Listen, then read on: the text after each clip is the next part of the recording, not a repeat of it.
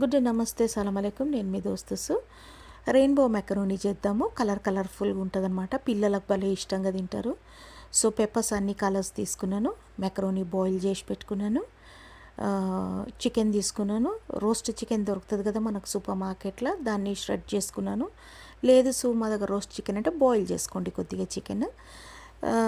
Peppers, soya sauce, oil, salt, black pepper, garlic powder, mixed herbs, oregano, stock cubes అనమాట. ఏ stock cubes ఉంటే అవి కొద్దిగా oil వేసేసి ఫస్ట్ పెప్పర్స్ని సాటే చేసుకోండి, బెల్ పెప్పర్స్ని.